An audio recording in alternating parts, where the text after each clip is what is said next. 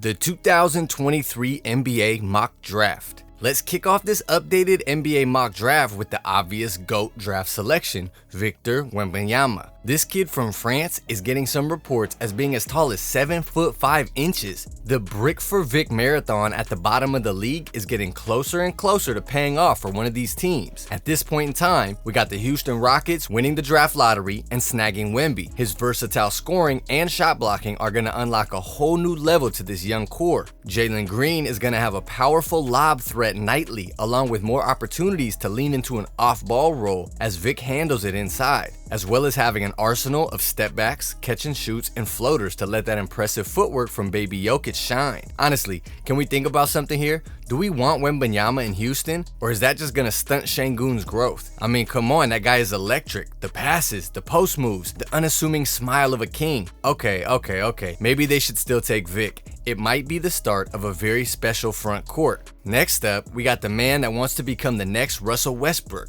which, depending on who you ask, is a good aspiration to have. 6'2" point guard Scoot Henderson is a fiery slasher that you want sitting in your team's driver's seat. He has a lightning fast first step that can lead to some thunderous dunks. He matches that Westbrook athleticism with smart playmaking as well. He's averaging 6 assists right now in the G League. We got San Antonio finding their new star point guard after the departure of DeJounte Murray. The Spurs have finally accepted a full tanking rebuild, even under the coaching of Greg Popovich. But think about what the brilliance of Pop could do with someone like Scoot. The 19-year-old has had somewhat of a shaky shooting career and seems to have already tried to mint the early shot clock rest midi. Though, to be fair, he has been more efficient at it than his idol. Pop could straighten out that shot selection and continue to enhance that playmaking. Next up, we have the lone college player that could seriously dethrone Scoot as the number 2 overall pick. Brandon Miller is averaging almost 20 points, 8 boards, and a block a game while shooting 40% from 3.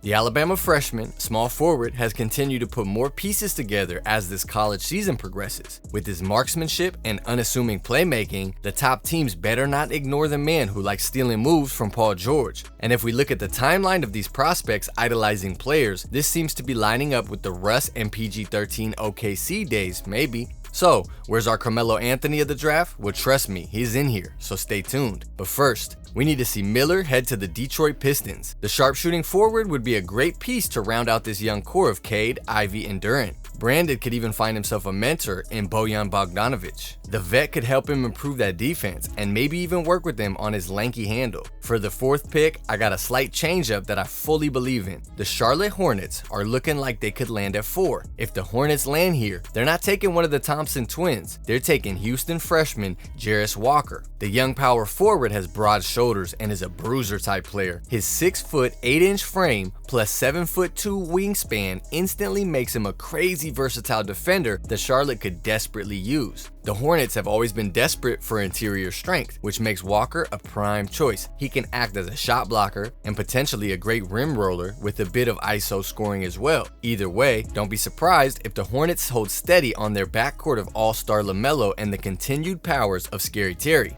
And then here we take what some would say is the steal of the draft, getting him at number 5. Orlando Magic is using their first of 2 lottery picks to snag Amen Thompson. The 6'7" playmaking guard has gone the unusual route of playing in the overtime elite league post-high school. Although that leads to some questioning the strength of competition, no one can deny the athleticism of this kid. Check out any highlight and you'll see him rushing the open floor with or without the ball. Because it doesn't matter to this kid if he's the one scoring. Amen has a ridiculous eye for finding the open man at the speed he runs. Really, the one thing holding him back is his shooting. The way defenses give him space at the 3 makes you think he's the one trying to mimic Russ instead of Scoot. The Magic need more reliable and athletic play though from their guards. Markelle Fultz has been great, but still getting injuries. Suggs makes me shrug, and Cole Anthony, you want as that bulldog coming off the bench. Thompson has the physical tools to help build this roster out.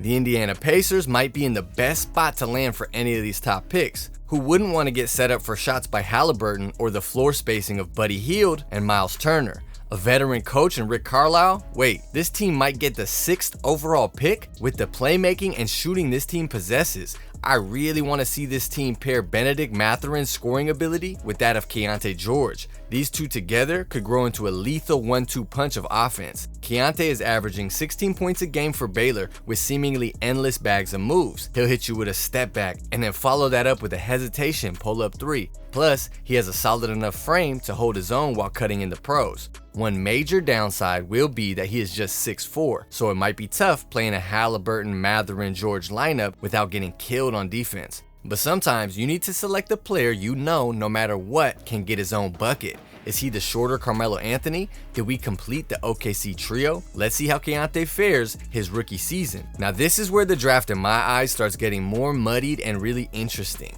Teams can start selecting more for fit than the best player with as deep a draft class as this. The 7th overall pick is heading to Orlando via the Bulls, and man, are we really gonna do this? Am I about to send both Thompson brothers to the same team? It's everything LeVar Ball ever wanted. I'm not gonna do it. Orlando wants shooting after selecting Amen, so let's go with Grady Dick. The 6'8" shooting guard from Kansas has been lighting up arenas with his hot shooting. He's launching 6 threes a game with 40% accuracy. He also shows a great feel for knowing the flow of a game with averages of 5 rebounds and 1.5 steals. He has the shooting, length, and hustle that this young Magic team wants. With the 8th selection, AUSAR Thompson could be a key piece to bringing back this franchise. He's headed to the team that seems to already be capable of ending their rebuild, the Utah Jazz. AUSAR may not be to the extreme level of athlete as his brother, but he still has a strong and quick-footed 6'7" frame. And what he lacks in his brother's natural inside scoring, he makes up for with even tighter decision-making, running an offense, and show-stopping defense.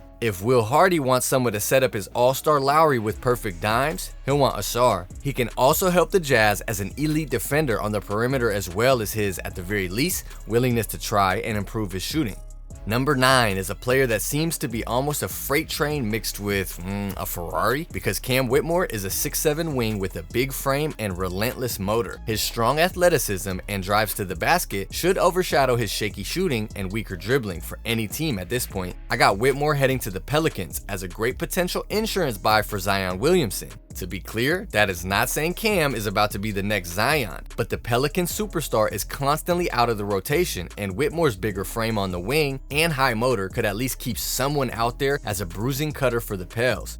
Feel free to rejoice, Washington fans, because I think the Wizards might finally get the next young star to rock the DC jersey with the 10th pick. Nick Smith Jr. is a combo guard with flashes of an unstoppable offense. He's a sneaky finisher with a mirage of floaters and layups, coupled with a hesitation package of dribble moves. Smith Jr. could allow Beal to eventually balance his time off ball as the years progress. Nick can also be a great off-ball cutter and hustle defender for when Beal is the one running the show. This is a deep draft class. Honestly, it's tough to say any team within the top 10 selects wrong. With all this talent, if the right fits fall into place, everyone's winning. Besides the 9 teams that don't get Grady Dick, that man is lights out. Peace.